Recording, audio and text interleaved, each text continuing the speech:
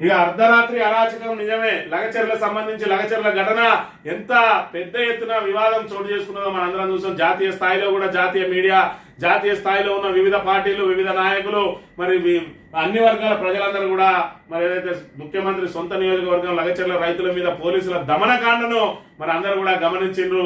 మరి అదే విధంగా లగచర్లకు సంబంధించిన గిరిజన రైతులు మరి ఏదైతే వాళ్ళ మీద జరిగిన దాడిని అక్కడ మరి చూస్తూ ఊరుకోలేదు. వాళ్ళు ఇక్కడ హైదరాబాద్ నుంచి ఢిల్లీ వరకు కూడా వెళ్లి మరి జాతీయ మానవ హక్కుల సంఘానికి, జాతీయ ఎస్టీ మరి సంఘ కమిషన్ కు అందరికి కూడా ఫిర్యాదులు చేసిరు. దాని మీద విచారణ జరిపి మరి ఇక్కడ నిన్న రోజున కమిషన్ ఏం తెలిసిందేనంటే ఖచ్చితంగా అర్ధరాత్రి అరాచకం నిజమే అని చెప్పి ప్రాథమికంగా అంచనాకు వచ్చింది. లగచర్ల ఎస్టీలకు లాకప్ లో చిత్రహింసలు కావాలనే పోలీసులు సీసీ కెమెరాలు ఆఫ్ చేశారు. తానాలనే ఉండి జీడీ ఎంట్రీలో పేర్కొనలేదు. ఓ మహిళ తొడపై కమిలీలా దాడి చేశారు. గిరిజన మహిళలను ఇష్టం వచ్చినట్టు కొట్టారు. మైనర్లు, విద్యార్థులపై అక్రమ కేసులు పెట్టారు. బీఆర్ఎస్ అనుకూల రైతులను టార్గెట్ చేసిండ్రు. కాంగ్రెస్ అనుకూలపై ఎలాంటి కేసులు లేవు. కానిస్టేబుల్ సహా ఉన్నతాధికారుల అత్యుత్సాహం. నిబంధనల ప్రకారం భూసేకరణ జరగలేదు. లగచర్ల అరాచకంపై 6 వారాల్లో నివేదిక ఇవ్వండి. సిఎస్ డీజీపీకి ఎన్హెచ్ఆర్సీ ఆదేశం. లగచర్ల ఘటనపై కమిషన్ నివేదిక విడుదల. లగచర్ల రైతులకు రేవంత్ క్షమాపణ చెప్పాలి కేటీఆర్. లగచర్ల రైతులపై 2 ఎఫ్ఐఆర్లు కొట్టివేత.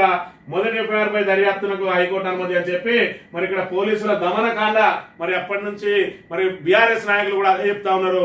అందులో బీఆర్ఎస్ మాజీ ఎమ్మెల్యేని కూడా అక్రమంగా ఆ కేసులో ఇరికించారు.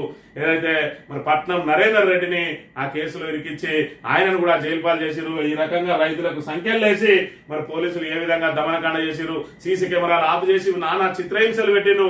కనీసం జీడీ ఎంట్రీ కూడా చేయలేదు. ఇదంతా కూడా జాతీయ మానవ హక్కుల కమిషన్ విచారణలో తేలింది. మరి ఖచ్చితంగా ఈ అత్యుత్సాహం ప్రదర్శించిన పోలీసులు ఎవరైతే ఉన్నారో గిరిజన రైతుల మీద మరి ఇక్కడ దమనకాండ సాగించిన పోలీసులకు ఖచ్చితంగా మరి శిక్షలు తప్పవు. మరి ఇక్కడ పోలీసులు అధికార పార్టీ నాయకులను ప్రసన్నం చేసుకోవడం కోసం ఏ విధంగా అయితే అక్రమ కేసులు పెట్టి వేధించాలని ఏదైతే ప్రయత్నాలు చేస్తా ఉన్నారో ఖచ్చితంగా రాబోయే రోజులలో మీకు కూడా ఇలాంటి చర్యలే మీకు తప్పవు. ఏదో ఒక రోజు మీరు కూడా ఖచ్చితంగా ఇరుక్కపోతారు. ఆ రోజు అందులో నుంచి బయటపడడానికి మరి ఉద్యోగాలే కోల్పోయే అవకాశం ఉంటది. మరి ఇక్కడ ఇదే మంత్రి నియోజకవర్గంలో జరిగింది.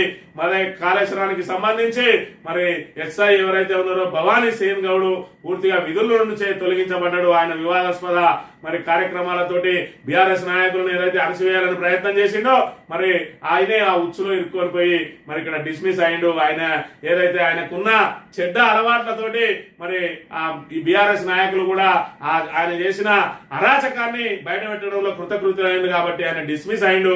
మరి మీరు కూడా చేసే దమనకాండ ఏదైతే ఉన్నదో అక్రమ కేసులు పెట్టి వేధించే ప్రయత్నాలు ఏవైతే జరుగుతా ఉన్నాయో భవిష్యత్తులో మీరు కూడా ఖచ్చితంగా ఇదే రకమైన వేధింపులు, ఇదే రకమైన మీ కక్ష సాధింపులు ఏదైతే పాల్పడతా ఉన్నారో ప్రతి చర్యలు మీ మీద కూడా తప్పై ఏదైతే మీ మీద కూడా ఏదో ఒక విచారణ జరిగిన రోజు ఖచ్చితంగా మీ ఉద్యోగాలే ఊడిపోయే అవకాశం ఉంటుంది. కాబట్టి ఇప్పటికైనా పోలీసులు మీ గీత దాటకుండా ప్రవర్తిస్తే మంచిగా ఉంటది. గీత దాటితే ఎవరికైనా శిక్షలు తప్పవు. ఇది ఖచ్చితంగా ప్రజాస్వామ్యమైన దేశం.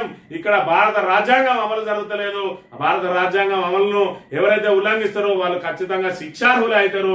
ఏదో రోజు కూడా మీకు అలాంటి చర్యలు తప్పవనే విషయాన్ని మీరు గమనించుకోవాలి.